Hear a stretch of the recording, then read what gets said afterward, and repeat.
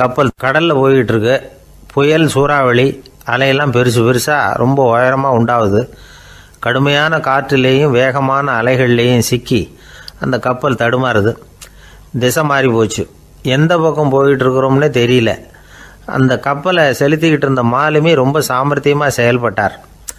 தன்னுடைய அறிவாற்றலையும் திறமையையும் முழுமையாக பயன்படுத்தினார். அந்த கப்பலை கட்டுப்படுத்தினார். மெதுவாக அந்த சூறாவளியிலிருந்து கப்பலை காப்பாற்றி கரைக்கு கொண்டுட்டு வந்து சேர்த்துட்டார். மாலுமின்னு ஒருத்தர் இருந்ததுனால அந்த மரக்கலம் காப்பாற்றப்பட்டது.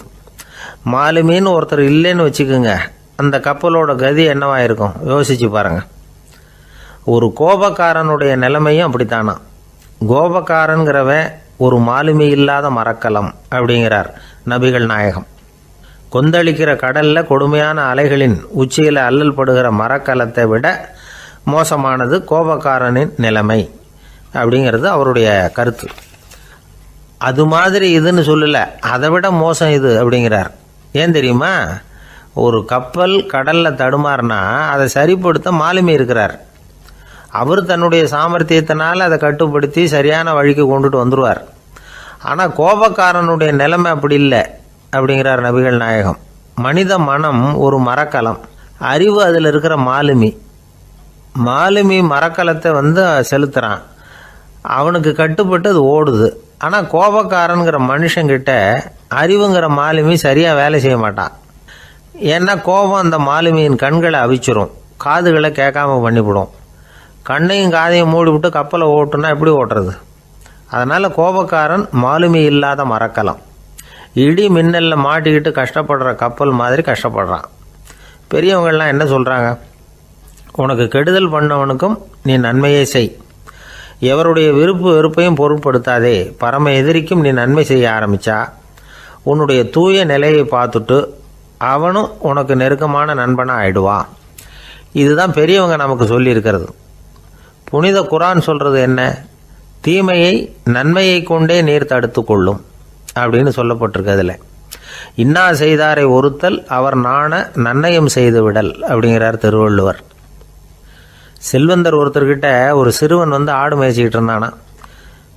பெரியவர் அவனை கூப்பிட்டு, நீ நேராக போய் ஒரு ஆட்டில் உள்ள ரொம்ப நல்ல பகுதி எதுவோ அதை எடுத்துக்கிட்டு வா அப்படின்னாரான். இவன் போனான். ஒரு ஆட்டு உடம்புல இருந்த நாக்கு, இருதயம், இது ரெண்டையும் எடுத்துகிட்டு வந்து கொடுத்தானான். பெரியவர் வாங்கி பார்த்தார். அதுக்கப்புறம் இப்போ நீ போய் இன்னொரு ஆட்டில் இருக்கிற ரொம்ப கெட்ட பகுதி எதுவோ அதை எடுத்துகிட்டு வா அப்படின்னாரான். இவன் போய் எடுத்துகிட்டு வந்தான். அவன் கையில் இருந்தது மறுபடியும் அதே மாதிரி நாக்கு, இருதயம், இது ரெண்டும் தான். என்னது இப்பவும் அதையே கொண்டுட்டு வந்திருக்கிற அப்படின்னாரான் பெரியவர். இவன் சொன்னானா, ஒரு உடம்புல உள்ள ரொம்ப நல்ல பொருளும் இதுதான், ரொம்ப கெட்ட பொருளும் இதுதான் அப்படின்னானா. இளம் வயசில் இப்படி பதில் சொன்னவர் தான் பேரறிஞர் லுக்மானுல் ஹக்கீம் அவர்கள். கோபப்படாமல் இருந்தால் இது ரெண்டும் நல்லா வேலை செய்யும், கோபப்பட்டால் இது ரெண்டும் மோசமாக வேலை செய்யும். அதை புரிஞ்சுக்கிறதுக்காகத்தான் இன்றைக்கி இந்த தகவல். கோபம் வந்துட்டால் நாம் என்ன செய்கிறோங்கிறது நமக்கே தெரியாது. ஒருத்தர் டாக்டர்கிட்ட போனார் அவசரமாக. டாக்டர், எனக்கு இப்போ கடுமையான கோப வெறி, எனக்கு கண்ணு மண்ணு ஒன்றும் புரியல, உடனடியாக அதை கட்டுப்படுத்தணும், உடனே இதுக்கு ஏதாவது ஒரு மாத்திரை கொடுங்க ப்ளீஸ் அப்படின்னார். அந்த டாக்டரும் உடனே ஒரு மாத்திரையை கொடுத்து, இதை உடனே போடுங்க, நான் தண்ணி கொண்டுகிட்டு வரேன்னு உள்ளே போனார். தண்ணியோடு திரும்பி வந்தார். இவர் சொன்னார், டாக்டர், நீங்கள் கொடுத்த மாத்திரை ரொம்ப பெருசாக இருந்தது, இருந்தாலும் கஷ்டப்பட்டு முழுங்கிட்டேன்னார். டாக்டர் சந்தேகத்தோடு மேசையை பார்க்குறார். பார்த்தா மாத்திரை அங்கேயே இருக்குது, பேப்பர் வெயிட்டை காணலை. ரொம்ப பேருக்கு கூட்டத்தில் பேசுறதுன்னா பயம். நமக்கு ஒன்றும் தெரியாதுன்னு மற்றவங்க நினச்சிடக்கூடாதுங்கிற எண்ணம் தான் இதுக்கு காரணம். ரொம்ப முக்கியமான ஒரு கூட்டம்னா பயம் அதிகமாக இருக்கும். முக்கியமானவங்கள்லாம் வருவாங்களே, அவங்களாம் நம்மளை பற்றி மட்டமாக நினச்சிருவாங்களே அப்படிங்கிற பயம் வந்துடும். ஆனால் மேடை பேச்சுங்கிறது அவ்வளவு கடினமான ஒரு காரியம் இல்லைங்கிறாங்க அது சம்பந்தமான நிபுணர்கள். யாரும் பேச்சாளர் ஆகலாம், இது ஒன்றும் பெரிய கிஃப்ட்டு கிடையாது அப்படின்னு அவங்க சொல்கிறாங்க. நீங்கள் ஒரு சிறந்த பேச்சாளர் ஆகணுமா அப்படின்னா அதுக்குன்னு சில ஆலோசனைகளை சொல்லி வச்சுருக்கிறாங்க அனுபவசாலிகள். முதல் ஆலோசனை என்னென்னா, உங்கள் பேச்சு எளிமையாக இருக்கணும். ஏதாவது ஒரு கருத்து அல்லது 2 கருத்து சொன்னால் போதும். 20 அல்லது 30 கருத்துக்களை சொல்லிகிட்டே போகக்கூடாது. ரெண்டாவது ஆலோசனை, நீங்கள் என்ன பேச போகிறீங்கிறது முதல்ல உங்களுக்கு நல்லா புரியணும். அதுக்கப்புறம் தான் அதை அடுத்தவங்களுக்கு புரிய வைக்க முடியும். எப்படி ஆரம்பிக்க போகிறோம், எந்த கருத்தை முக்கியமாக வலியுறுத்த போகிறோம், எப்படி முடிக்க போகிறோம் அப்படிங்கிறத முதல்ல நல்லா சிந்தித்து மனசில் வச்சுக்கணும். கடைசியாக என்ன சொல்கிறீங்களோ அதுதான் கேட்குறவங்க மனசில் நிற்கும். மூணாவது ஆலோசனை என்னென்னா, உங்கள் பேச்சு சுருக்கமாக இருக்கணும். ஒரு 15 நிமிஷம் பேசுகிறது ரொம்ப பொருத்தம். மணிக்கணக்கில் பேசிக்கிட்டு இருக்கிறது நல்லதில்லை. நாலாவது ஆலோசனை, நீங்கள் பேசுகிறது உண்மையாக இருக்கணும். உங்களுக்கு உண்மையான அனுபவங்கள் இருக்கும், அதை சொல்லலாம். உங்களுடைய உண்மையான அனுபவங்களை மற்றவங்களோட பகிர்ந்துக்கணும், அதுதான் முக்கியம். ஐந்தாவது ஆலோசனை, ஆரம்பத்தில் கொஞ்ச நேரம் உங்களை பற்றியும் எதிரில் உள்ளவங்களை பற்றியும் சம்மந்தப்படுத்தி ஏதாவது பேசி ஒரு நெருக்கத்தை ஏற்படுத்திக்கணும். ஒவ்வொருத்தரும் இப்போ இவர் பேச போகிறது நம்ம சம்மந்தப்பட்டது அப்படின்னு நினைக்க ஆரம்பிச்சிருவாங்கல்ல, அதுக்கப்புறம் அவங்க கேட்க தயாராகிட்டாங்கன்னு அர்த்தம். எதிரில் உட்காந்துருக்கிற கூட்டத்திலேருந்து 3 பேரை தேர்ந்தெடுங்க. அதாவது வலது பக்கம் ஒருத்தர், நடுவில் ஒருத்தர், இடது பக்கம் ஒருத்தர். அதாவது உங்களை ரொம்ப கனிவாகவும் ஆர்வமாகவும் பார்க்குறவராக பார்த்து தேர்ந்தெடுத்துங்க. மனசுக்குள்ளே நீங்கள் பேசும்பொழுது என்ன பண்ணணும்னா, இவங்களை நேருக்கு நேராக மாறி மாறி பார்த்துக்கிட்டே பேசுனீங்கன்னா நீங்கள் ஏதோ ஒட்டுமொத்த கூட்டத்தையும் பார்த்து பேசுகிறதாக ஒரு உணர்வு அது ஏற்படுத்திவிடும். ஆறாவது ஆலோசனை என்னென்னா, சொற்பொழிவுன்னா நீங்கள் பேசணும், படிக்கக்கூடாது. எழுதி படிக்கிறது நல்லா இருக்காது. குறிப்புகள் வேணும்னா வச்சுக்கலாம். படிக்கிறது பேப்பர்லேருந்து வர்றது மாதிரி இருக்கும், பேசுகிறது இதயத்திலேருந்து வர்றது மாதிரி இருக்கும். அப்புறம் 7வது ஆலோசனை சொல்கிறாங்க. அது என்னென்னா, மேடையில் ஏறி நின்ன உடனே இயல்பாக மூச்சை இழுத்து விட்டுங்க, இயல்பு நிலைக்கு வாங்க, அதுக்கப்புறம் இயல்பாக பேச ஆரம்பிக்கலாம் அப்படிங்கிறாங்க. இவ்வளவும் பேச்சு கலையில் வல்லுநர்களாக இருக்கிறவங்க சொல்லுகிற ஆலோசனைகள். இதையெல்லாம் கடைபிடிச்சா நமக்கும் அதுக்கும் வெகு தூரம்னு நினச்சிக்கிட்டு இருந்த ஒன்று இப்போ கிட்டத்தில் நெருங்கி வந்துடும். நாம் சொல்கிறபடியெல்லாம் அது கேட்கும். ஒரு பேச்சாளர், அவருக்கு சுருக்கமாகவே பேச தெரியாது. மேடையில் ஏற்றி விட்டுவிட்டா போதும், ஆரம்பிச்சிருவார், நிறுத்த மாட்டார், பேசிக்கிட்டே இருப்பார். ஒரு தடவை அவர் ஒரு கூட்டத்தில் ரொம்ப நேரம் பேசிக்கிட்டே இருக்கிறார். எதிரில் பொறுமை இழந்த ஒருத்தர் தன்னுடைய கை கடிகாரத்தை காட்டினார். அதை கவனித்த பேச்சாளர், மன்னிக்கணும், கை கடிகாரம் நான் கொண்டுகிட்டு வர மறந்துட்டேன், அதுதான் நேரம் போனதே தெரியல அப்படின்னு சொல்லியிருக்கிறார். இதுக்கு அவர் சொன்னாராம் கோபமாக, ஏய்யா கடிகாரத்தை தான் பார்க்க முடியல, மறந்துட்டேன், பக்கத்தில் மாட்டியிருக்கிற கேலண்டரையாவது பார்க்கக்கூடாதா அப்படின்னாராம். ஒரு ஊரில் ஒரு சித்தர் இருந்தார், சூஃபி சித்தர். அவர் ஞானம் பெற்ற ஒரு சித்தர். ஒரு நாள் அந்த நாட்டு மன்னன் அவரை பார்க்கறதுக்காக வந்தான். என்ன வேணும் உனக்குன்னு கேட்டார். நான் கடவுளை பார்க்கணும், அதுக்கு நீங்கள் தான் உதவி பண்ணணும் அப்படின்னா அவன். சித்தர் கொஞ்சம் யோசனை பண்ணார். சரி, போயிட்டு நாளைக்கு வாடினார். அதே மாதிரி மன்னன் போயிட்டு அடுத்த நாள் வந்தான். இங்கே நீ என்னோட ஒரு வாரம் தங்கியிருக்க வேண்டியிருக்கும்னார். சரின்னா ஒரு பிச்சை பாத்திரத்தை தூக்கி கையில் கொடுத்தார். அவனுக்கு ஒன்றும் புரியல, இருந்தாலும் வாங்கிட்டான். வாங்கிட்டு இதை என்ன செய்யணும் அப்படின்னு கேட்டான். இதை ஒன்றும் செய்ய வேணாம், இதை எடுத்துக்கிட்டு பக்கத்தில் உள்ள கிராமங்களுக்கு போ, வீடு வீடாக பிச்சை எடுத்துக்கிட்டு வா, அப்படி வந்த பிறகு தான் உனக்கு சாப்பாடும் ஓய்வும் கிடைக்கும். ஒரு வாரம் அப்படி செய், அதுக்கப்புறம் 8வது நாள் நாம் கடவுளை பற்றி யோசிக்கலாம் அப்படின்னார். இப்படி இவர் சொன்னதை கேட்டதும் அந்த அரசனுக்கு அதிர்ச்சி ஆயிட்டுது. ஒரு மாதிரி ஆயிட்டான். தன்னுடைய சொந்த நாட்டில் சொந்த குடிமக்கள்கிட்ட போய் பிச்சை எடுக்கிறதா அப்படின்னு யோசனை பண்ணி பார்த்தான். அதுக்கப்புறம் மெதுவாக அவன் அந்த சித்தரை பார்த்தான். ஐயா, சொந்த நாட்டிலேயே பிச்சை எடுக்கிறதுன்னா எனக்கு ஒரு மாதிரியாக இருக்குது, வெக்கமாக இருக்குது, நான் வேணும்னா வெளி தேசத்தில் எங்கேயாவது போய் பிச்சை எடுக்கவா அப்படின்னு கேட்டான். இதுக்கு அந்த சித்தர் ஒரு சம்மதிக்கலை. இதை பாரு, உன்னால் பிச்சை எடுக்க முடியலன்னா பேசாமல் திரும்பி அரண்மனைக்கே போயிடு, அதுக்கப்புறம் கடவுளை பற்றியெல்லாம் பேசுகிறதுக்கு என்னை தேடிட்டு வரக்கூடாது அப்படின்னு விட்டார். மன்னன் தயங்கினான், இருந்தாலும் மனசை சரி பண்ணிட்டு சம்மதிச்சான். சரிங்க, ஒரு வாரம் இங்கே தங்குறேன், நீங்கள் சொல்கிறது மாதிரி பக்கத்து கிராமங்களுக்கு போகிறேன், வீடு வீடாக பிச்சை எடுக்கிறேன், வர்றேன் அப்படின்னா. ஒரு வாரம் தெரு தெருவாக பிச்சை பாத்திரத்தோடு அலைஞ்சான். சொந்த ஊரில் சொந்த குடிமக்கள்கிட்ட பிச்சை எடுத்தான். 7 நாள் முடிஞ்சுது. 8வது நாள் அந்த சித்தர் மன்னனை கூப்பிட்டார். இப்படி வாழ்னார், வந்தான். இனிமே நீ கடவுளை பற்றி என்கிட்ட கேட்கலாம்னார். இனிமே கேட்கறதுக்கு ஒன்றுமே இல்லை சுவாமின்னா இவன். ஒரு வார காலம் பிச்சை எடுத்த பிறகு தான் கடவுளை காண முடியும் அப்படின்னு நான் கனவு கூட காணவில்லைன்னா. அப்படின்னா நீ பிச்சை எடுத்த காலத்தில் அப்படி என்னதான் நடந்தது அப்படின்னு கேட்டார் அவர். சுவாமி, ஒரு வார காலம் பிச்சை எடுத்ததில் என்னுடைய ஆணவம் அழிஞ்சுட்டுது. அது இப்போ இருக்கிற இடமே தெரியல. இப்போ அதை காணவே காணோம். பிச்சைக்காரனாக இருந்தப்போ பெற்றதை மன்னனாக இருக்கும்போது பெற முடியாதுங்கிறத புரிஞ்சுக்கிட்டேன் அப்படின்னா மன்னன். அடக்கம் பிறந்தவுடன் தெய்வீக கதவுகள் திறந்து கொள்ளுகின்றன அப்படிங்கிறார் ஓஷோ. நம்மால் ஒருத்தன் ஆணவம் அழியணுங்கிறதுக்காக ஒரு திருவோட்டை எடுத்துக்கிட்டு தெரு தெருவாக பிச்சை எடுக்க ஆரம்பித்தான். என்ன, தெய்வீக கதவுகள் திறந்துதா அப்படின்னு கேட்டார் ஒருத்தர். தெய்வீக கதவு திறக்கிறதுக்கு முன்னாடியே எங்கள் வீட்டு கதவு சாத்திக்கிட்டுதுன்னா. என்னடா சொல்கிறேன்னார். இனிமேல் வீட்டுக்குள்ளேயே வர வேணாம், இதையே தொழிலாக வச்சுக்கோ அப்படின்னு எங்கள் வீட்டில் சொல்லிவிட்டாங்க சார் அப்படின்னா. அர்ஜுனன் கேட்ட கேள்விக்கெல்லாம் பகவான் கண்ணன் வந்து பதில் சொன்னார். அதுக்கு பேர் பகவத்கீதை. அதே மாதிரி உத்தவன் கேட்ட கேள்விக்கும் அவர் பதில் சொல்லியிருக்கிறார். அதுக்கு என்ன பேருனா உத்தவ கீதைன்னு பேர். அது சரி, உத்தவன்னா யார்? கண்ணனுக்கு சின்ன வயசுலேருந்தே தேர் ஓட்டிக்கிட்டு இருந்தவன் அவன் தான். குருஷேத்திர போர் முடிஞ்சது. அதர்மத்தை அழித்து தர்மத்தை நிலைநாட்டி தர்மனுக்கு முடிச்சு விட்டினார் கண்ணபிரான். அதுக்கப்புறம் துவாரகைக்கு திரும்பினார். தான் வந்த காரியம் முடிஞ்சது. அதனால் இளமையிலிருந்தே தனக்கு தேரோட்டியாக இருந்து வந்த உத்தவனை கூப்பிட்டார். இதை பாருப்பா, உனக்கு வேணுங்கிறத கேளுன்னார். அவன் தனக்குன்னு எதையும் கேட்குறதுக்கு ஆசைப்படலை. இருந்தாலும் கேள்வி கேட்குறதில்ல அவன் ரொம்ப கெட்டிக்காரன். அதனால் கேட்க ஆரம்பித்தான். பரந்தாமா, ராஜசூய யாகத்துக்கு தர்மனை கூப்பிட்டு தன்னுடைய அரண்மனையில் விருந்து வச்சான் துரியோதனன். அதுக்கப்புறம் சூதாட்டத்துக்கு கூப்பிட்டான். தர்மன் வந்து தோல்வி அடைகிற மாதிரி பண்ணிவிட்டான். நீங்கள் தான் முக்காலமும் உணர்ந்தவராச்சே, சூதாட்டத்தில் தர்மர் ஜெயிக்கிறது மாதிரி பண்ணியிருக்கக்கூடாதா? இந்த பகடைக்காயை உருட்டுறப்போ நீங்கள் எதிர்பார்த்தது விழற மாதிரி பண்ணியிருக்கலாமே. சரி, அதுதான் இல்லை. வேடிக்கை பார்த்துக்கிட்டு இருந்த பீமன், அர்ஜுனன், நகுலன், சகாதேவன் இவங்களையும் பணையம் வச்சு ஆடுறப்போவாவது காப்பாற்றிருக்கலாம். அதையும் நீங்கள் செய்யலை. பாவம் அந்த அவல பொண்ணு, ஒன்றும் புரியாத ஒன்றும் தெரியாத அந்த உன்னுடைய சகோதரி திரௌபதி, அந்த பொண்ணை வந்து துச்சாதனன் இழுத்துக்கிட்டு வந்து துகில் உரிகிற கட்டத்தில் காப்பாற்றினியே.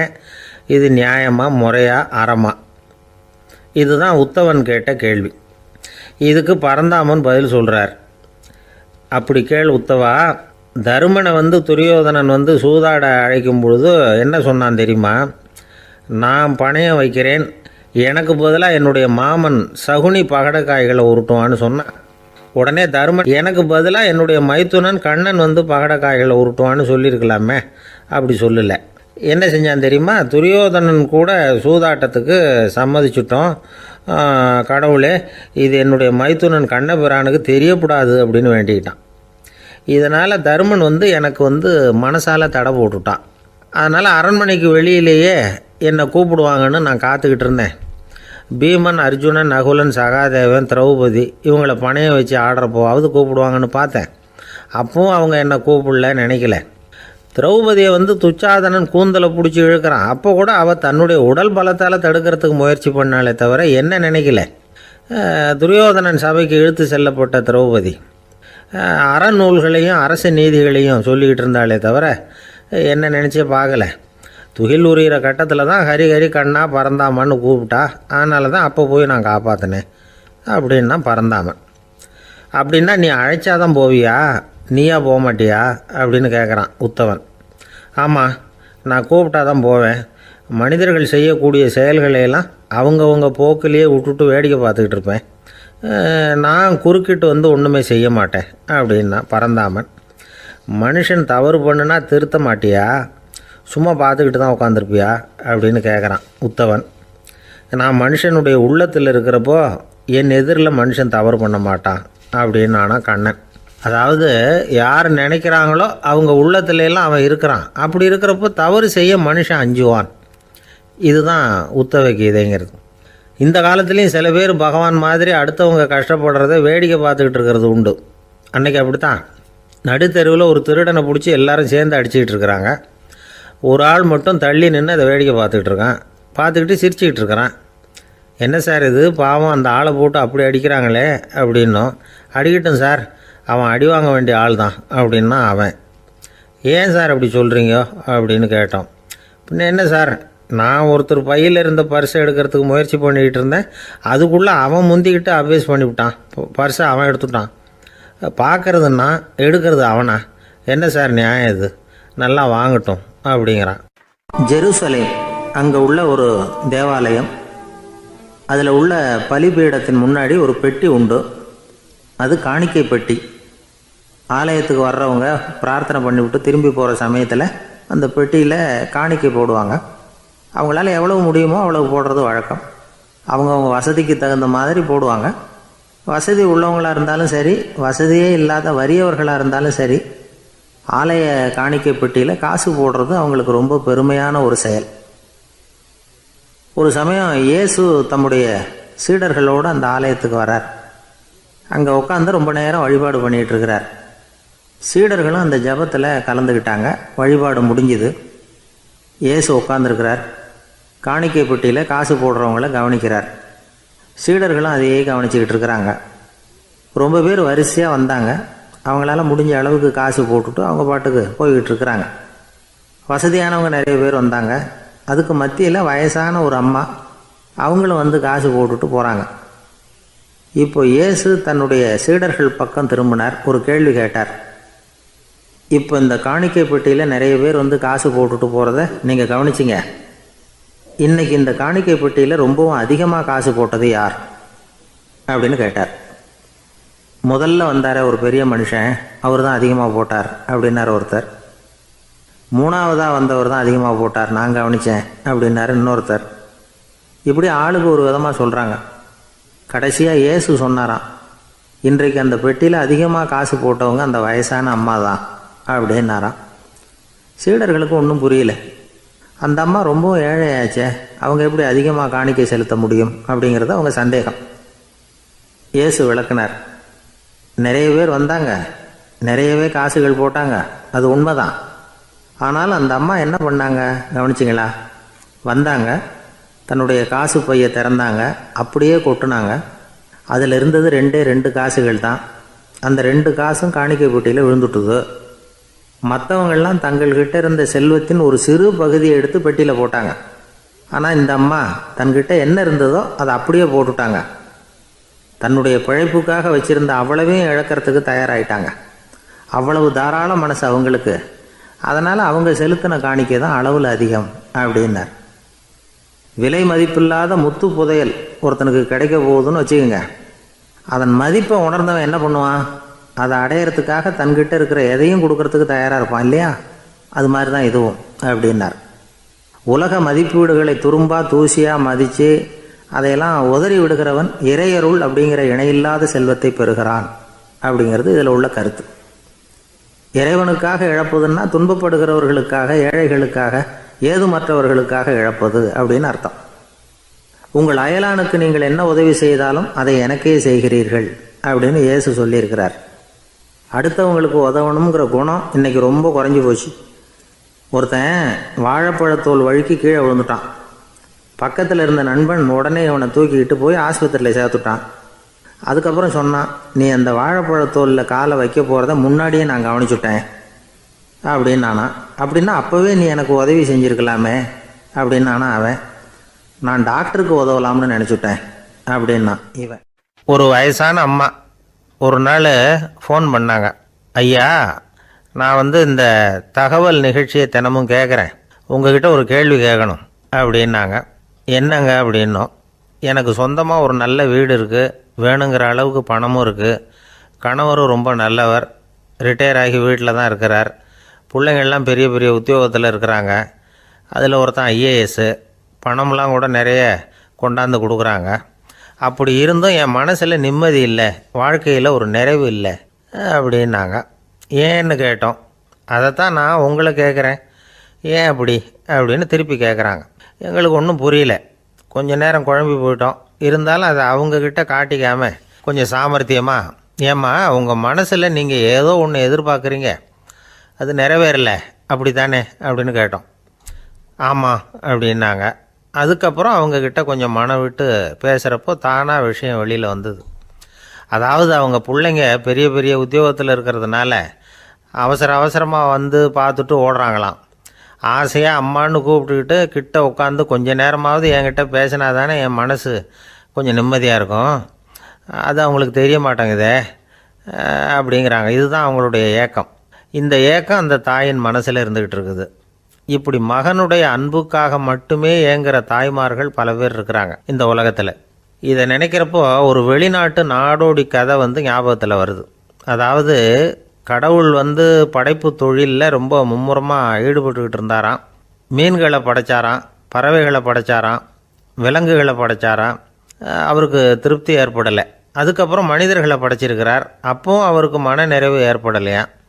கடைசியாக தன்னுடைய சக்தி முழுசையும் பயன்படுத்தி குறையே இல்லாத அளவுக்கு ஒரு படைப்பை உருவாக்கினாராம். அந்த உன்னதமான ஒரு படைப்பு அதுதான் பெண், அதாவது தாய். இப்படி உருவாக்கி எல்லாரையும் இந்த உலகத்தில் விட்டுவிட்டாராம். அதுக்கப்புறம் கொஞ்ச காலம் கழித்து தன்னுடைய தேவியை அழைச்சிக்கிட்டு இந்த பூலோகத்துக்கு வந்திருக்கிறார். தன்னுடைய குறையில்லாத படைப்பாகிய பெண்ணை பார்த்தாராம். ஏம்மா, உனக்கு இன்னும் ஏதாவது குறை இருந்தால் சொல்லு, அதையும் நிவர்த்தி பண்ணிவிடுறேன் அப்படின்னாராம். அந்த அம்மா பார்த்துருக்காங்க. சுவாமி, எனக்கு நீங்கள் கொடுத்துருக்கிறது 2 கை. என்னுடைய பிள்ளைகளுக்கு சேவை செய்கிறதுக்கு இந்த 2 கை பத்தலை. அதனால் இன்னும் ஒரு 2 கை கொடுத்தா தேவலை அப்படின்னாங்களாம். கடவுள் பார்த்தார். அதனால் என்ன, அப்படியே செஞ்சு விடலாம், இதோ அதுக்கான வரம் கொடுத்துட்டேன் அப்படின்னார். அந்த அம்மாவுக்கு இப்போ 4 கை ஆகிட்டுது. 4 கையாலேயும் குழந்தைகளுக்கு சேவை செய்ய ஆரம்பிச்சுட்டாங்க. கடவுள் திருப்தியாக திரும்பி போனார். அதுக்கப்புறம் கொஞ்ச காலம் கழித்து மறுபடியும் திரும்பி வந்தார் தேவியோட. பெண்ணை பார்த்தார். இப்போ என்னம்மா சந்தோஷந்தானே அப்படின்னாராம். அதுக்கு அந்த அம்மா, சந்தோஷந்தான், இருந்தாலும் இப்போ எனக்கு இருக்கிற 2 காலும் போதில்லை, இன்னும் ஒரு 2 கால் இருந்தால் தேவையில்லை, நிறைய ஓடி ஆடி பிள்ளைகளுக்காக வேலை செய்ய வேண்டியிருக்குது அப்படின்னாங்களாம். சரின்னு சொல்லி 4 கால் இருக்கிறது மாதிரி செஞ்சுட்டு போயிட்டார் கடவுள். மறுபடியும் கொஞ்ச நாள் கழித்து தேவி சொன்னாங்க கடவுள்கிட்ட, நீங்கள் என்ன தான் முயற்சி பண்ணினாலும் முழுமையான ஒரு படைப்பை உங்களால் உருவாக்க முடியாது, அப்படி தான் நான் நினைக்கிறேன் அப்படின்னாங்களாம். அப்படியா சொல்கிறேன், வா அந்த பொண்ணை பார்த்துட்டு வருவோம் அப்படின்னு புறப்பட்டு இங்கே வந்தாங்களாம். இங்கே பார்த்தா 4 கால் 4 கையோடு அந்த பொண்ணு ஒரு செவுத்தில் சாஞ்சி உட்காந்து அழுதுகிட்டு இருக்குது. இப்போ தேவி அந்த பொண்ணை சுட்டி காட்டி கடவுள்கிட்ட கேட்டாங்களாம், ஏங்க, நீங்கள் அந்த பொண்ணுக்கு கையை கொடுத்தீங்க, காலை கொடுத்தீங்க, சரி, அந்த கண்ணீரையும் எதுக்காக கொடுத்தீங்க அப்படின்னு கேட்டாங்களாம். அதுக்கு கடவுள் சொன்னாராம், கையை கொடுத்தது நான் தான், காலை கொடுத்தது நான் தான், ஆனால் அந்த கண்ணீரை கொடுத்தது நான் இல்லை, அதை கொடுத்தது அந்த அம்மாவோட பிள்ளைங்க அப்படின்னாராம். இன்றைக்கும் அப்படித்தான் பல பிள்ளைங்க அவங்க அம்மாவுக்கு கண்ணீரை தான் கொடுத்துக்கிட்டு இருக்கிறாங்க. அம்மாவை மதிக்கிற பிள்ளைங்க தான் இன்றைக்கி நல்லபடியாக இருக்கிறாங்கங்கிறது அவங்களுக்கு தெரியறதில்ல. இந்த காலத்து பிள்ளையாண்டான் ஒருத்தன் அவங்க அம்மாக்கிட்டேயும் நல்ல பிள்ளையாக நடந்துக்குவான், மனைவிக்கிட்டேயும் நல்ல கணவனாக நடந்துக்குவான், ரொம்ப சாமர்த்தியம். ஒரு நாள் அவங்ககிட்ட கேட்டாங்க, ஏன்பா உங்கள் அம்மாவும் உன் மனைவியும் சண்டை போட்டுக்கிட்டா நீ எந்த பக்கம் அப்படின்னாங்களாம். வீட்டுக்கு வெளிப்பக்கம் அப்படின்னானான் அவன். அங்கே ஒரு புதர் தெரியுது இல்லையா, இந்த புதருக்குள்ளே ஒரு சிங்கம் இருக்குது, அந்த பக்கமாக நான் போகிறப்போ வர்றப்போலாம் அது என்கிட்ட வம்பு வளர்க்குது, தகராறு செய்யுது, என் மேலே பாயுது, என்னை தாக்குது, ஏன்னு தெரியல அப்படின்னுது. இதை கேட்டதும் அந்த குரங்கு சொல்லிச்சு, இனிமேல் கவலைப்படாத, இந்த தடவை நான் உன்னை காப்பாற்றுறேன்னுது. அதுக்கப்புறம் ஒரு நாள் அந்த குரங்கும் கழுதியும் அந்த புதர் பக்கமாக போய்கிட்டு இருந்தாங்க. எதிர்பார்த்தது மாதிரியே நடந்தது. அந்த சிங்கம் எதிரில் வந்தது, கழுதியை பார்த்தது, உடனே அது மேலே பாய ஆரம்பிச்சுட்டுது. அவ்வளவுதான். உடனே இந்த குரங்கு என்ன பண்ணிச்சு தெரியுமா, கிடுகிடுன்னு ஒரு மரத்து மேலே ஏறி உட்காந்துக்கிட்டுது. அங்கே உட்காந்துக்கிட்டு கீழே அந்த கழுதியும் சிங்கமும் போடுற சண்டையை வேடிக்கை பார்க்க ஆரம்பிச்சுட்டுது. கொஞ்ச நேரம் கழித்து அடிபட்ட காயத்தோடு அந்த கழுதை மெதுவாக நடந்து வந்தது. குரங்கு மெல்ல மரத்தை விட்டு கீழே இறங்குச்சு. இப்போ கழுதை கேட்டுது, என்னை காப்பாற்றுறேன்னு சொல்லிவிட்டு காலை வாரி விட்டுட்டியே, நீ பாட்டுக்கு மரத்து மேலே ஏறி உட்காந்துக்கிட்டே, அது நியாயமானது. குரங்கு பரிதாபமாக அதை பார்த்துது. நான் மரத்து மேலே இருந்து நீங்கள் 2 பேரும் சண்டை போட்டதை பார்த்துக்கிட்டு தான் இருந்தேன், உன்னோட சத்தம் தான் அதிகமாக இருந்தது, அது நீ சிரிக்கிற மாதிரி எனக்கு கேட்டுது, அதனால் நீ தான் ஜெயிச்சுக்கிட்டு இருக்க போல இருக்கு அப்படின்னு நினச்சிவிட்டேன்னுது. இன்றைக்கி பல பேர் இப்படி தான் இருக்கிறாங்களாம். யார் ஜெயிக்கிறாங்க யார் தோக்குறாங்கங்கிறத முகத்தை பார்த்து கூட கண்டுபிடிக்க முடியறதில்ல, பேசுகிற பேச்சை வச்சு கூட கண்டுபிடிக்க முடியறதில்ல, தோற்கிறவங்க கூட சிரிக்கிற மாதிரி முகத்தை வச்சுக்கிறான். இன்றைய மனிதர்கள்கிட்ட ஏகப்பட்ட முரண்பாடுகள், பொய் முகங்களோட உலவுகிறவர்கள் தான் அதிகம். உண்மை முகம் எங்கே இருக்குது அப்படிங்கிறத புரிஞ்சுக்கிட்டு நண்பர்களை தேர்ந்தெடுக்கணும் அப்படிங்கிறது ஒரு முக்கியமான கருத்து. கடவுள் இந்த உலகத்தை படைச்சு விட்டு அதுக்கப்புறமும் கொஞ்ச நாள் இங்கேயே தங்கியிருந்தாராம். அப்போ தான் அவருக்கு ஒரு உண்மை புரிஞ்சுதான், இந்த உலகத்தில் தங்கி இருக்கிறது எவ்வளவு இடைஞ்சல்னு. தினமும் மனிதர்கள் தேடி வந்து ஏதாவது புகார் சொல்லிக்கிட்டே இருந்தாங்களாம். எனக்கு அது வேணும் இது வேணும்னு கேட்டுக்கிட்டே இருந்தாங்களாம். சில பேர் வந்தாங்க, நாங்கள் வந்து விவசாயம் பண்ணுறோம், தண்ணி இல்லாமல் பயிர் காயுது, எங்களுக்கு மழை வேணும் அப்படின்னாங்க. அவங்க போனதும் அதுக்கப்புறம் சில பேர் வந்தாங்க, நாங்கள் வந்து மண்பானை செய்கிறவங்க, நிறைய பானை செஞ்சு வச்சுருக்குறோம், மழை பெஞ்சால் எல்லாம் கரைஞ்சி வீணாக போயிடும், அதனால் இன்றைக்கி மழை பெய்யக்கூடாதுன்னாங்க. கடவுள் பார்த்தார், அவருக்கு என்ன பண்ணுறதுன்னே தெரியல, ஏகப்பட்ட குழப்பம், தலையை பிச்சுக்கலாம் போல் இருந்தது, கிட்டத்தட்ட பைத்தியம் பிடிக்கிற அளவுக்கு ஆகிட்டுது. எல்லாருடைய ஆசைகளையும் அவரால் நிறைவேற்ற முடியல, ஏன்னா ஒன்றுக்கு ஒன்று முரண்பாடாக இருந்தது. ஒரு நாள் தன்னுடைய அமைச்சரவையை கூட்டி ஆலோசனை கேட்டார், என்ன செய்யலான்னு சொல்லுங்கன்னார். இது என்ன பிரமாதம், பேசாமல் இமயமலை அடிவாரத்தில் போய் உட்காந்துங்க, யாரும் தொந்தரவு பண்ண மாட்டாங்கன்னாங்க.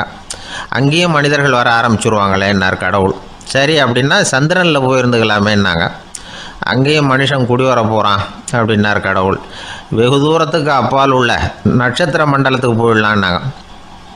இதெல்லாம் நிரந்தர தீர்வாகாது, நிரந்தரமாக இந்த மனிதனுடைய தொல்லையிலேருந்து நான் விடுபடணும், அதுக்கு ஏதாவது வழி சொல்லுங்கன்னார் கடவுள். ஒரு வயசான ஆள் வந்தார், கடவுளுக்கு காதோட காதாக ஒரு வழியை சொன்னார். கடவுளுக்கு முகம் மலர்ந்தது, அதுதான் சரி, அப்படியே செஞ்சுடலான்னார். அந்த ஆள் சொன்ன ரகசியம் என்ன தெரியுமா? மனிதனால் அடைய முடியாத ஒரு இடம் இருக்குது, அது வேறு எங்கேயும் இல்லை, அவனுக்கு உள்ளே இருக்குது, அங்கே போய் மறைஞ்சிங்க, அதுக்கப்புறம் மனிதர்களால் உங்களுக்கு தொந்தரவு இருக்காதுன்னார். மனிதன் நினைக்காத இடம் அதுதான். அதாவது உள்ளுக்குள்ளே இருக்கிற உண்மையை புரிஞ்சிக்காமல் வெளியில் எங்கேயோ அது இருக்கிறதாக நினச்சி வரட்டிக்கிட்டு அலையிறான் மனுஷன். உள்ளே இருக்கிற உண்மை புரிஞ்சால் நாம் தன்னம்பிக்கையோடு தலை நிமிர்ந்து வாழலாம். வேடிக்கையாக ஒரு கதை சொல்லுவாங்க, இதை பாருங்கள், நம்ம பையன் எங்கே பணம் வச்சாலும் எடுத்து விட்றான், என்ன பண்ணுறதுன்னாங்க அம்மா. அப்பா கொஞ்சம் நேரம் யோசனை பண்ணார், அதுக்கப்புறம் சொன்னார், அவன் கண்ணில் படாத இடமா நம்ம வீட்டில் இருக்கிறது ஒரே இடம்தான், அங்கே பணத்தை வை திருட்டு போகாதுன்னார். அது எந்த இடம்னு கேட்டாங்க. அதுதான் அவன் பாட புஸ்தகம், அதில் வச்சிரு, அவன் தொடவே மாட்டான், பாட புத்தகத்தை தொடாமல் பரீட்சையில் வெற்றி பெற முடியாது அப்படிங்கிறத புரிஞ்சுக்கணும். உள்ளே இருக்கிற உண்மையை தொடாமல் வாழ்க்கையில் வெற்றி பெற முடியாது. அதனால் உண்மையை புரிஞ்சுக்கிட்டால் வாழ்க்கையில் வெற்றி நிச்சயம். சாலை ஓரமாக அழுதுகிட்டு உட்காந்துருந்தான். பிச்சை எடுத்து சாப்பிட்ற ஒருத்தன் அந்த பக்கமாக வந்தான். இவனை பார்த்தான், ஏன் அழுதுகிட்டு உட்காந்துருக்கிற, என்னாச்சு உனக்கு அப்படின்னு கேட்டான். அதுக்கு இவன் சொன்னான், என்கிட்ட ஒன்றுமே இல்லை, நான் இந்த உலகத்தில் இருந்து என்ன பிரயோஜனம், அதனால தான் அழுதுகிட்டு இருக்கிறேன் அப்படின்னா. உன்கிட்ட மறைஞ்சிருக்கிற புதையல் என் கண்ணுக்கு நல்லா தெரியுது, அது உனக்கு புரியல, அதனால தான் அழுதுகிட்டு இருக்கிற அப்படின்னா. என்னது, புதையல் இருக்குதா, உன் கண்ணுக்கு தெரியுதா அப்படின்னு கேட்டான். ஆமாம், எனக்கு தெரியுது, அந்த புதையலை நீ விற்கிறதுக்கு தயாராக இருக்கிறியா அப்படின்னு கேட்டான் இவன். இதை கேட்டதும் அந்த இளைஞனுக்கு ரொம்ப ஆச்சரியமாக போச்சு, என்னது இப்படி கேட்குறானே அப்படின்னு. என்கிட்ட ஒரு காசு கூட இல்லையே, அப்படி இருக்கிறப்போ புதையல் எங்கேருந்து வந்தது அப்படின்னா. இந்த நேரத்தில் அந்த பிச்சைக்காரன் சிரித்தான். இப்படி தான் இந்த உலகத்தில் எல்லோரும் சொல்லிகிட்டு இருக்கிறாங்க, என்கிட்ட ஒன்றுமே இல்லை ஒன்றுமே இல்லைன்னு சொல்லி, ஆனால் அவங்கக்கிட்ட தான் புதையல் இருக்குது, நீ வேணும்னா என் கூட வா, நம்ம நாட்டு அரசர்கிட்ட போவோம், உங்ககிட்ட இருக்கிற புதையலை அவர் நல்ல விலைக்கு எடுத்துக்குவார் அப்படின்னா. அது எப்படி உனக்கு தெரியும்னா, இதுக்கு முன்னாடியும் இது மாதிரி பல பேரை நான் வந்து ராஜா கிட்ட அழைச்சிட்டு போயிருக்கிறேன், அதனால தான் உன்னை பார்த்தேன், உன்னையும் கூப்பிட்றேன், நீ சரின்னு சொன்னால் உன்னை அழைச்சிட்டு போகிறேன், உங்ககிட்ட இருக்கிற புதையலை அவர் நல்ல விலை கொடுத்து எடுத்துக்குவார் அப்படின்னு சொன்னான். இவன் இப்படி சொல்கிறதும் அந்த இளைஞனுக்கு ஒன்றுமே புரியல.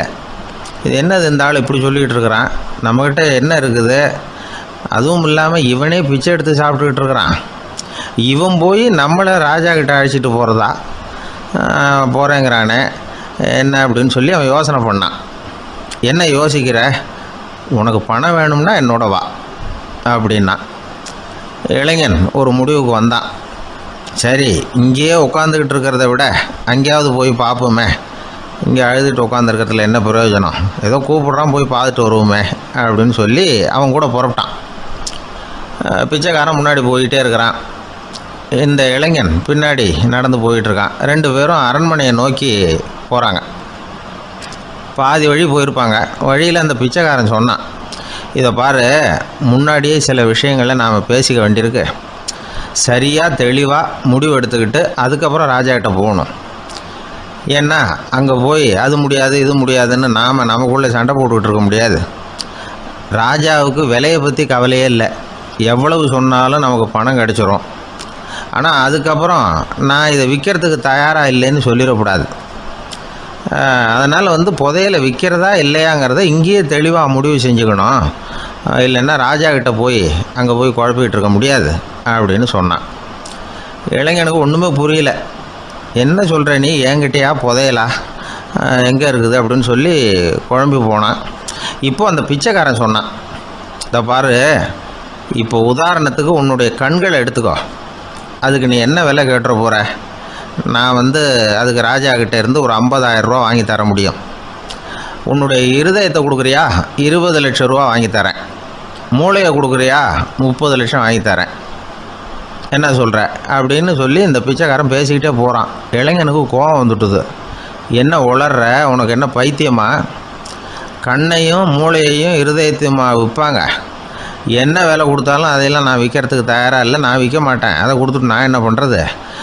இப்படி நான் மட்டும் இல்லை, யாருமே இதை விற்கிறதுக்கு தயாராக இருக்க மாட்டாங்க அப்படின்னு சொன்னான் அந்த இளைஞன். இவன் இப்படி சொன்னதும் அந்த பிச்சைக்காரன் வாய் விட்டு சிரிக்க ஆரம்பிச்சுட்டான். இப்போ பைத்தியமானது நானா நீயா?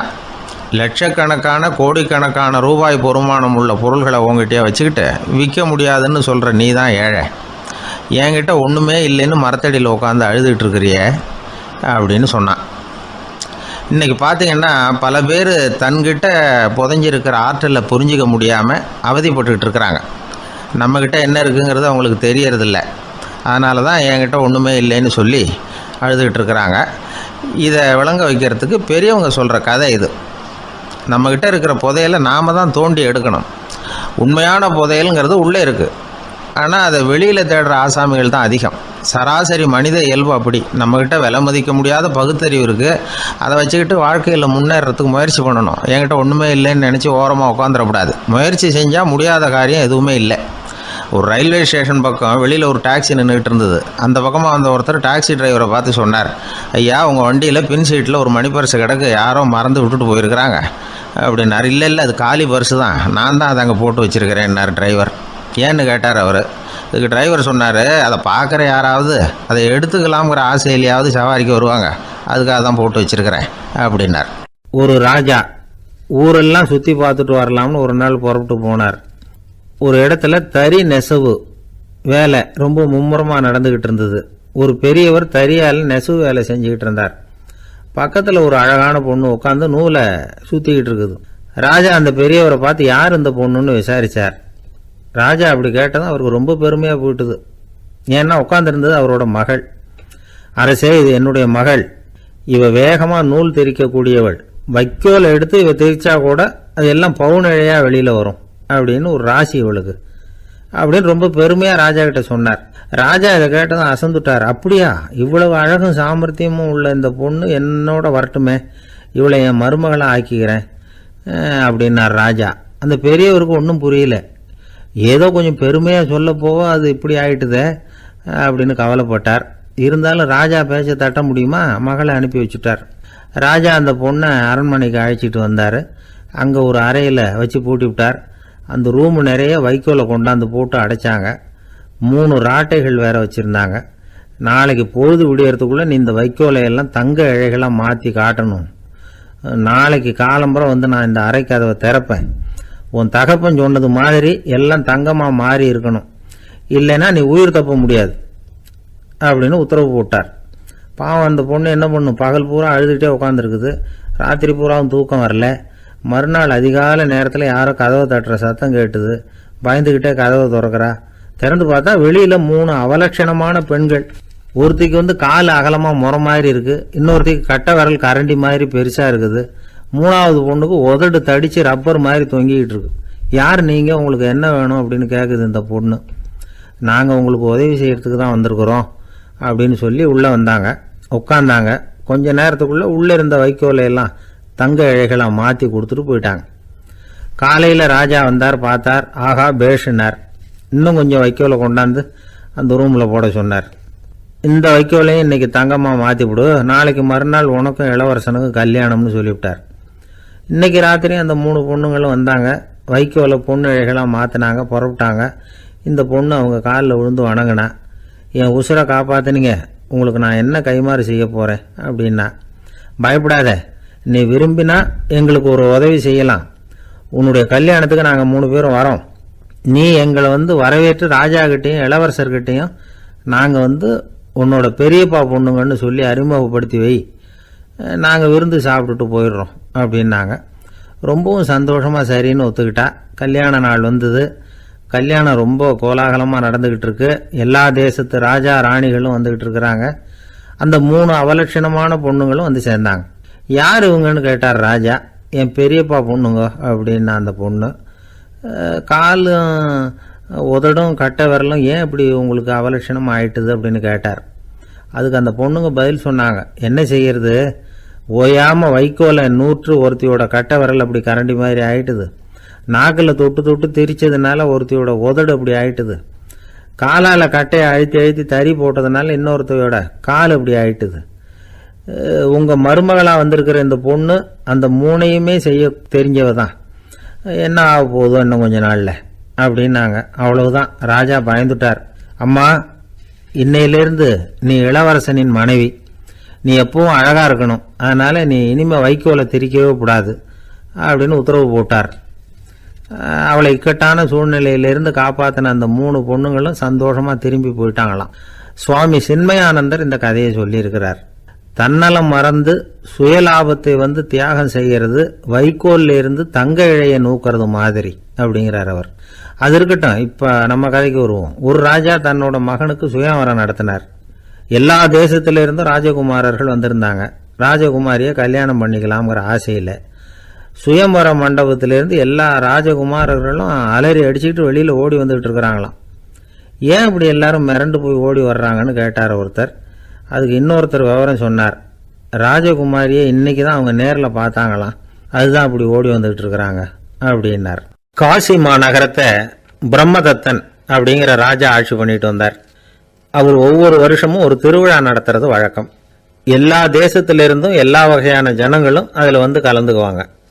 ஒரு சமயம் அது மாதிரி விழா நடந்துகிட்டு இருந்தது. வைகுண்டத்திலிருந்து தேவலோகத்திலிருந்து நிறைய தேவகுமாரர்கள்லாம் காசி நகருக்கு அப்போது வந்திருந்தாங்க. அதில் முக்கியமாக ஒரு 4 தேவகுமாரர்கள். அந்த 4 பேரையும் சுற்றி ஏகப்பட்ட கூட்டம்.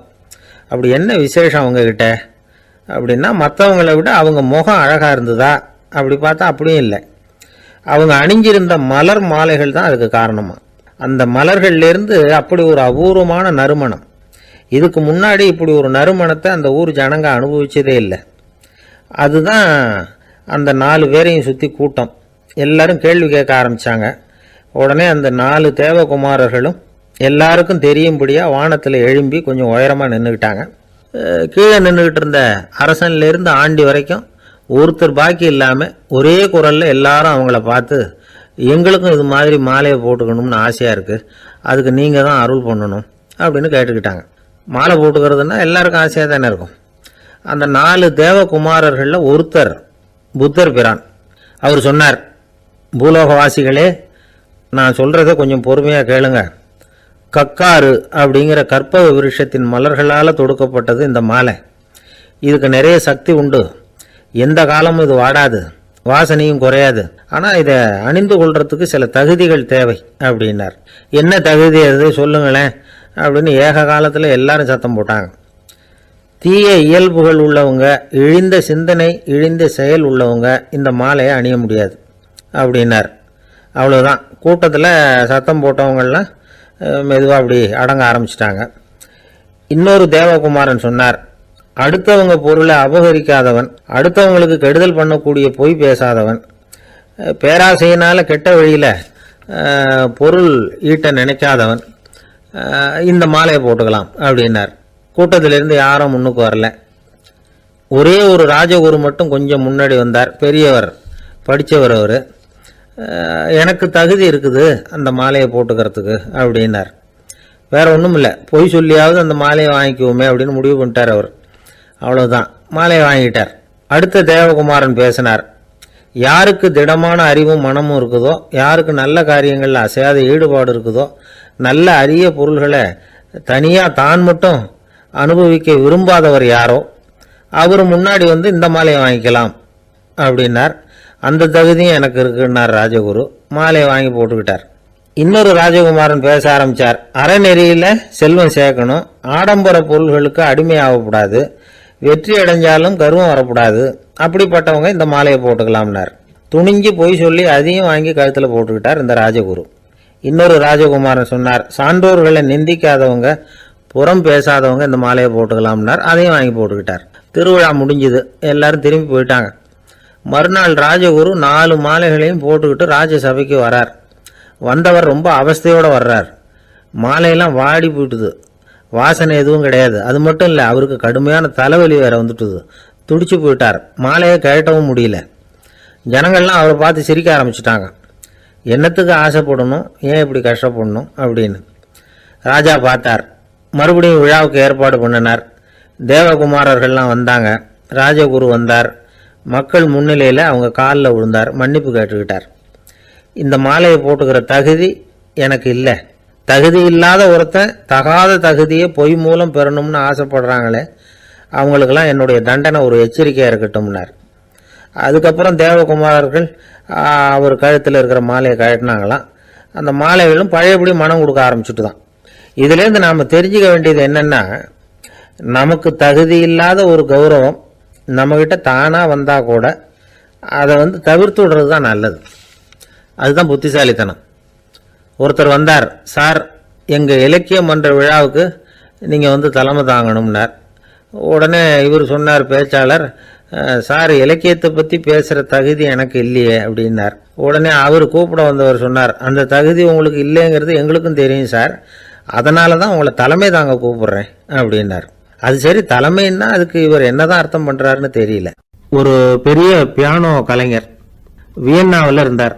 ரொம்ப புகழ்பெற்ற இசை கலைஞர் அவர். இங்கிலாந்து மகாராணி விக்டோரியா அவருடைய சங்கீதத்தை கேட்கணும்னு ஆசைப்பட்டாங்க. அவரை அரண்மனைக்கு கூப்பிட்டாங்களாம். பியானோ வாசிக்க சொல்லி கேட்டாங்களாம். இவரும் ரொம்ப பிரமாதமாக வாய்ச்சி காட்டியிருக்கார். உடனே பாராட்டி பரிசுகள்லாம் கொடுத்து அனுப்புனாங்களாம். அந்த இசையை கேட்கறதுல அரசிக்கு ரொம்பவும் ஆர்வம் உண்டு. அதனால் அதுக்கப்புறமும் அந்த கலைஞர் அடிக்கடி அரண்மனைக்கு வர வேண்டிய அவசியம் ஏற்பட்டது. ஏன்னா அரசி கூப்பிட ஆரம்பித்தாங்க. இவர் போகணும், அங்கே இசை நிகழ்ச்சி நடத்தணும். இவர் அங்கே பாடி வாசிக்கிறது உண்டு. ஒரு தடவை வந்து மகாராணி அவரை பார்த்து, உங்கள் நாட்டு தேசிய கீதம் பாடுங்களேன் அப்படின்னு கேட்டாங்களாம். உடனே அவர் தன்னுடைய நாடான ஆஸ்திரியாவின் தேசிய கீதத்தை பாடியிருக்கிறார். அவர் பாட ஆரம்பித்த உடனே மகாராணி எழுந்திரிச்சு நின்னாங்களாம். அதுக்கு மரியாதை செலுத்துகிற நோக்கத்தோடு பாட்டு முடிகிற வரைக்கும் அப்படியே நின்றுக்கிட்டு இருந்தாங்களாம். இதுதான் அந்த அரசியினுடைய பெருந்தன்மை. அதாவது நாட்டுப்பற்றுங்கிறது அந்த அளவுக்கு அப்படி இருக்கணும். இப்படி ஒரு அரசியே நம்ம நாட்டு தேசிய கீதத்துக்கு எழுந்திரிச்சு நின்று மரியாதை செலுத்துகிறாங்க அப்படிங்கிறத புரிஞ்சுக்கும் பொழுது அந்த முதிய கலைஞரின் மகிழ்ச்சிக்கு அளவே இல்லையாம். அதுக்கப்புறம் அந்த பியானோ கலைஞர் ஒரு நாள் தன்னுடைய நண்பர் ஒருத்தர்கிட்ட பேசிக்கிட்டு இருந்தாராம். அப்போ சொன்னாராம், மகாராணியார் வந்து எனக்கு எவ்வளவோ பரிசுகள்லாம் கொடுத்துருக்குறாங்க. ஒரு தடவை எனக்கு வைரக்கல் பதித்த அணி ஒன்றை கூட பரிசாக கொடுத்தாங்க. ஆனால் அதை விட உயர்ந்த விலை மதிக்க முடியாத அணி என்ன தெரியுமா? நான் என்னுடைய நாட்டு தேசிய கீதத்தை நான் பாடுறப்போ அவங்க எழுந்திரிச்சு நின்று மரியாதை செலுத்தினாங்களே, அதுதான் எனக்கு கிடைச்ச மிகப்பெரிய பரிசு அப்படின்னாராம். எனக்கு தெரிஞ்ச சங்கீத வித்வான் ஒருத்தர் இருக்கார். சமீபத்தில் ஒரு நாள் அவரை பார்த்தேன். எப்படி போயிட்டுருக்கு உங்கள் தொழில் அப்படின்னு கேட்டேன். ரொம்பவும் வித்தியாசமாக போயிட்டுருக்குங்க அப்படின்னார். என்ன சொல்கிறீங்க அப்படின்னேன். முன்னாடியெல்லாம் நான் பாடினா எதிரில் இருக்கிறவங்க தான் எழுந்திரிச்சு போயிட்டு இருந்தாங்க. இப்போ எப்படின்னா நான் பாட ஆரம்பிச்சுட்டா உடனே பக்கவாத்தியக்காரனே எழுந்திரிச்சு போயிடுறான் அப்படின்னார் ரொம்ப வேதனையோட. என்னை விட யோக்கியம் இந்த உலகத்தில் வேற யாரும் இல்லை சார் அப்படின்னார் ஒருத்தர். அவரை விட அயோக்கியன் வேற யாரும் இருக்க முடியாதுங்கிற முடிவுக்கு கேட்டவங்க வந்துட்டாங்களாம். மனுஷனுக்கு இருக்கிற ஒரு மிகப்பெரிய குறையே தன்கிட்ட இருக்கிற குறை அவனுக்கு தெரியாமல் போகிறது தான். ஆனால் அடுத்தவங்கிட்ட இருக்கிற குறை இவனுக்கு தெளிவாக தெரிஞ்சிடும். ஒரு ஒட்டகம் ஒரு கொக்கை பார்த்து ஒரு கேள்வி கேட்டுதான். என்ன கேள்வி தெரியுமா? உன் கழுத்து ஏன் இப்படி வளைஞ்சி போயிருக்குது அப்படின்னு கேட்டிருக்கு. இதுக்கு உடம்பே வளைச்சல். இது போய் கொக்கை கிண்டல் பண்ணுது. இன்னைக்கு மனித சுபாவமும் கிட்டத்தட்ட இப்படித்தான் இருக்குது. இந்த உலகத்தில் குறையில்லாத மனிதர்கள் யாரும் கிடையாது, நாம உள்பட அப்படிங்கிறத முதல்ல நாம் நல்லா புரிஞ்சுக்கணும். ஒரு ஊரில் ஒரு விற்பனை நிலையம் இருந்தது. செல்ல பிராணிகளை விற்பனை செய்கிற நிலையம் அது. நாய், கிளி, பூனை இப்படி நிறைய வச்சு விற்பனை பண்ணிகிட்டு இருக்கிறாங்க. நாய்க்குட்டி விற்பனை செய்கிற பகுதியில் ஒரு சிறுவன் நின்றுக்கிட்டு இருந்தான். விற்பனை செய்கிற ஆளுகிட்ட விலை கேட்டுக்கிட்டு இருந்தான். அதோ இருக்குதே அந்த நாய்க்குட்டி என்ன விலை அப்படின்னு கேட்டானா. 1000 ரூபா அப்படின்னாரான். சரி அது வேணாம், இது என்ன விலைன்னு இருக்கான். 500 ரூபா அப்படின்னாரான். இந்த சின்ன பையன் கையில் வச்சுருந்தது வெறும் 50 ரூபா தான். அதனால் இதை விட குறைச்சலாக கிடைக்குமான்னு பார்த்துருக்கான். அந்த கடையில் ஒரு மூலையில் சரியாக கவனிக்கப்படாமல் ஒரு நாய்க்குட்டி படுத்து கிடந்தது. பாவமாக கத்திக்கிட்டு இருந்தது. அதை பார்த்ததுமே இவனுக்கு அது ரொம்ப பிடிச்சி போச்சு. உடனே அந்த கடைக்காரரை பார்த்து, அதுவும் அந்த மூலையில் படுத்து கிடக்குதே அந்த நாய்க்குட்டி என்ன விலை அப்படின்னு கேட்டிருக்கான். தம்பி, அது ஒரு கால் ஊனம், அதனால் அது உன்னோட குதித்து விளையாடவோ ஓடுறதோ அதால் முடியாத காரியம் அப்படின்ட்டுருக்கார் அவர். அது தெரிஞ்சுதாங்க கேட்குறேன், அதோட விலை என்ன அதை மட்டும் சொல்லுங்களேன் அப்படின்ட்டுருக்கான். தம்பி, இது கால் ஊனம் உள்ள ஒரு நாய். இதை போய் காசு கொடுத்து வாங்கிறதுக்கு யாராவது பிரியப்படுவாங்களா? இதை நான் உனக்கு இலவசமாகவே தர்றேன், எடுத்துகிட்டு போ அப்படின்னாரான்.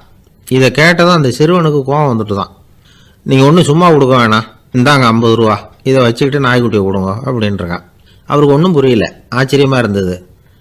சரின்னு பணத்தை வாங்கிட்டு நாய்க்குட்டியை தூக்கி கொடுத்தார். அந்த சிறுவன் அந்த நாய்க்குட்டியை 2 கையாலையும் வாங்கினா, மார்போட பிரியமாக சேர்த்து அணைச்சிக்கிட்டான். தெருவில் இறங்கி நடக்கிறான். அப்படி நடக்கும்பொழுது தான் பார்க்குறார், கடைக்காரர் ஆச்சரியமாக அவனை பார்க்குறார். அப்போ தான் அவருக்கு ஒரு விஷயம் புரியுது. அந்த சிறுவன் தெருவில் நாய்க்குட்டியை மார்போடு அணைச்சிக்கிட்டு விந்தி விந்தி நடந்து போய்கிட்டு இருக்கிறான். ஆமாம், அவனுக்கும் ஒரு கால் ஊனம். இந்த நாய்க்குட்டியை யாருமே வாங்க மாட்டாங்கன்னு நினச்சிக்கிட்டு இருந்தார். குறையுள்ள அதுக்கும் ஒரு எஜமானன் கிடச்சிட்டான். அதனால் ஊனம் ஒரு குறை இல்லை அப்படிங்கிற உண்மையை அந்த கடைக்காரர் புரிஞ்சுக்கிட்டாராம்.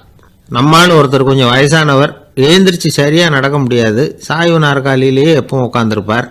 அவர் தனக்கு துணையாக ஒரு நாயை பக்கத்தில் வச்சுருந்தார். அதுவும் ரொம்ப வயசான ஒரு நாய், எழுந்திரிக்கவே சிரமப்படும், நடக்கவும் முடியாது. அவர் பக்கத்திலே இதுவும் சோர்ந்து போய் படுத்து கிடக்கும். அந்த பெரியவரை பார்க்க வந்த ஒருத்தர் கேட்டார், ஏங்க, ஒரு சின்ன பையனை உங்களுக்கு துணையாக வச்சுக்கப்படாதா? இந்த நாயை உங்களுக்கு பாதுகாப்பாக வச்சுருக்கிறீங்களே, உங்களுக்கு ஒரு ஆபத்துன்னா இது எப்படி உங்களுக்கு உதவ முடியும் அப்படின்னார். அப்போ அவர் சொன்னாராம், எனக்கு ஒரு ஆபத்துன்னா அந்த சமயத்தில் இந்த நாய் என்னை தனியாக விட்டுட்டு ஓடி போயிடாமல் இருக்கணும்ல, அதுக்காக தான் இதை நான் வச்சுருக்கிறேன் அப்படின்னாராம். ஒரு தடவை நாரதர் ஒரு தெரு வழியாக போய்கிட்டு இருந்தார். வழியில் ஒருத்தர் வேத சாஸ்திரம்லாம் படிச்சுக்கிட்டு உட்காந்துருந்தார். அவர் நாரதரை பார்த்து, எங்கே போயிட்டு இருக்கிறீங்கன்னு கேட்டார். கடவுளை பார்த்துட்டு வரலாம்னு போயிட்டு இருக்கிறேன் அப்படின்னார் நாரதர். அப்படின்னா அவர்கிட்ட எனக்கு எப்போ முக்தி கிடைக்கும்னு கேட்டுட்டு வாங்களேன் அப்படின்னார் இவர். சரி, கேட்டு வரேன் அப்படின்னு சொல்லிவிட்டு நாரதர் நடந்தார். கொஞ்சம் தூரத்தில் ஒரு மரத்தடியில் ஒரு தொழிலாளி செருப்பு தைச்சிக்கிட்டு உட்காந்துருந்தார். அந்த ஆளும் அதே மாதிரி கேட்டுக்கிட்டார், எனக்கு எப்போ முக்தி கிடைக்கும்னு கடவுள்கிட்ட கேட்டுக்கிட்டு வாங்களேன்னார். அவர்கிட்டையும் சரின்னு சொல்லிவிட்டு நாரதர் நேராக வைகுண்டத்துக்கு வந்து சேர்ந்தார். கடவுளை பார்த்தார். இவங்க 2 பேரும் சொல்லி அனுப்பின விஷயத்தை பற்றி கேட்டார். அதுக்கு கடவுள் சொன்னார், அந்த செருப்பு தைக்கிற தொழிலாளி உடல் நீத்ததும் உடனே என்னை வந்து அடைவான். ஆனால் அந்த சாஸ்திரம் படித்த ஆள் இப்போதைக்கு என்கிட்ட வந்து சேரமாட்டான். அவன் இன்னமும் பல பிறவிகள் எடுத்து அங்கேயே இருக்க வேண்டியிருக்குது. எப்போ இங்கே வந்து சேருவான்னு எனக்கே தெரியாது அப்படின்னார். நாரதருக்கு இதோட ரகசியம் என்னங்கிறது புரியல. எனக்கு ஒன்றும் புரியலையேன்னாரான் கடவுள்கிட்ட. சீக்கிரம் புரிஞ்சுக்குவேன், நீ திரும்பி போகிறப்போ நான் இங்கே வைகுண்டத்தில் என்ன செஞ்சுக்கிட்டு இருக்கேன்னு கேட்டால், ஒரு ஊசியின் துவாரத்தில் ஒரு யானையை கோத்துக்கிட்டு இருக்கிறேன்னு அவங்கக்கிட்ட சொல்லு அப்படின்னார் கடவுள் சிரிச்சுக்கிட்டே. நாரதர் பூமிக்கு திரும்பினார். கடவுளை பார்த்தீங்களா, எப்படி இருக்கார் அப்படின்னு விசாரித்தார் வேத சாஸ்திரம் படித்தவர். ஓ பகவானா, அவர் யானையை ஊசியின் காதில் நுழைச்சிக்கிட்டு இருக்கிறார் பார்த்தேன்னார் நாரதர். ஊசி காதில் யானையா, அது எப்படி முடியும்? நீங்கள் சொல்கிறத நான் நம்ப மாட்டேன்னு விட்டார் அவர். சரி, இந்த ஆளுக்கு இறைவன் பேரில் நம்பிக்கை இல்லை அப்படிங்கிறத நாரதர் புரிஞ்சுக்கிட்டார். அடுத்தபடியாக அந்த தொழிலாளி இருந்த இடத்துக்கு போனார். இறைவனை பார்த்தீங்களான்னு கேட்டார் அவர். பார்த்தேன், ஒரு ஊசி துவாரத்தில் யானையை கோத்துக்கிட்டு இருந்தார் அப்படின்னு சொல்லிவிட்டு நாரதர் அந்த ஆள் முகத்தை கவனித்தார். அந்த தொழிலாளி இதை கேட்டுட்டு கொஞ்சம் கூட ஆச்சரியப்படலை. அவரால் முடியாத காரியம் கூட உண்டானார். என்ன இப்படி சொல்கிற, ஊசியின் துவாரத்தில் யானையை கோக்க முடியும்னு நீ நம்புறியா அப்படின்னு கேட்டார் நாரதர். நிச்சயமாக நம்புகிறேன்னார் அவர். அது எப்படி அப்படின்னு கேட்டார் இவர். இதோ பாருங்கள், நான் இந்த ஆலமரத்தடியில் தான் தினமும் உட்காந்துருக்கிறேன். தினமும் இந்த மரத்திலிருந்து எவ்வளவோ பழம் கீழே விழுது. இந்த பழத்தில் இருக்கிற ஒவ்வொரு விதையிலேயும் உள்ள ஒரு ஆலமரம் இருக்குது. ஒரு சின்ன விதைக்குள்ள ஒரு பெரிய ஆலமரம் இருக்க முடியுங்கிறப்ப ஊசி துவாரத்தில் கடவுள் யானையை நுழைய வச்சாருங்கிறத ஒத்துக்கிறதுல என்ன கஷ்டம் இருக்குது அப்படின்னு ரொம்ப சர்வசாதாரணமாக பதில் சொன்னாராம் அந்த தொழிலாளி. நாரதர் யோசனை பண்ணார், இந்த தொழிலாளி வேத சாஸ்திரங்களையெல்லாம் படிக்கலைன்னா கூட அறிவுபூர்வமாக சிந்திச்சு இறைவனை நம்புகிறான். அதனால தான் கடவுள் இந்த ஆளுக்கு சீக்கிரம் முக்தி கிடைக்கும்னு சொன்னார் அப்படிங்கிறத புரிஞ்சுக்கிட்டாராம்.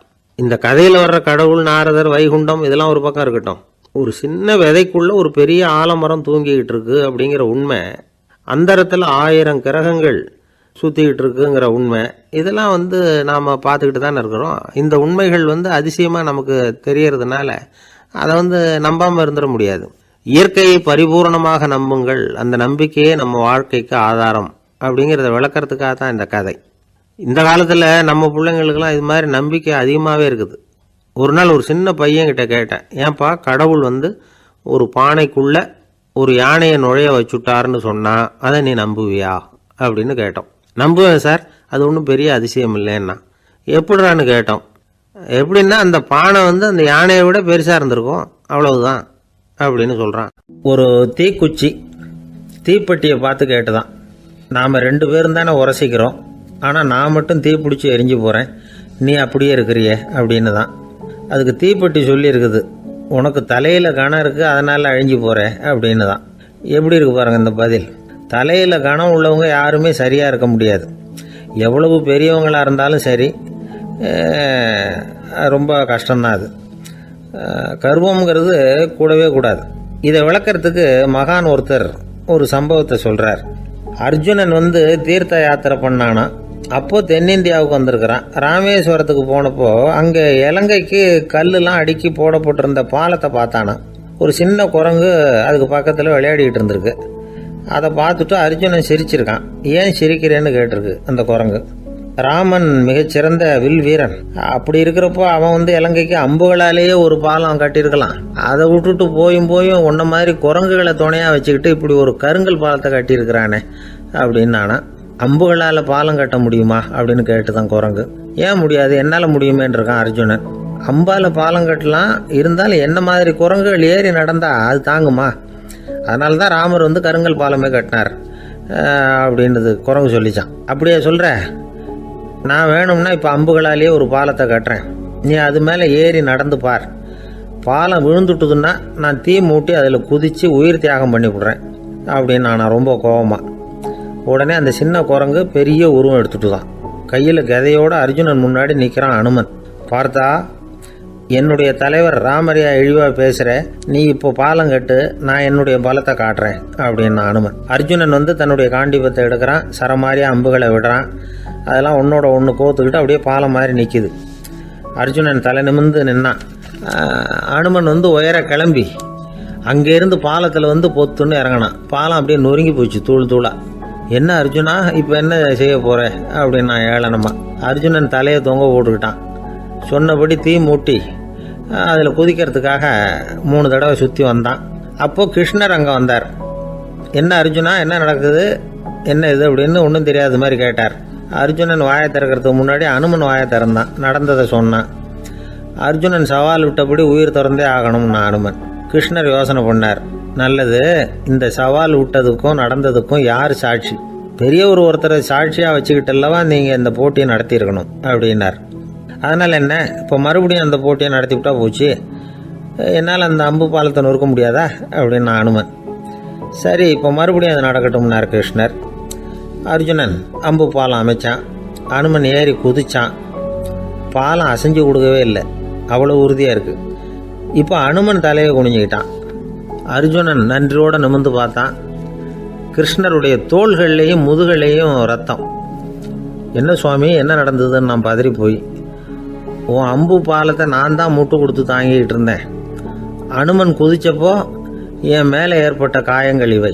பின்ன உன்னுடைய அம்பு பாலத்தினாலேயா பாலம் நின்றுதுன்னு நினைக்கிற அப்படின்னாராம். முதல்ல அர்ஜுனன், அப்புறம் அனுமன் 2 பேருக்குமே கர்வ பங்கம் ஆயிட்டு தான். அதாவது அவங்கக்கிட்ட இருந்த கர்வம் போயிட்டுது. யாராக இருந்தாலும் கர்வம் கூடாதுங்கிறத இதிலேருந்து நாம் புரிஞ்சுக்கணும்.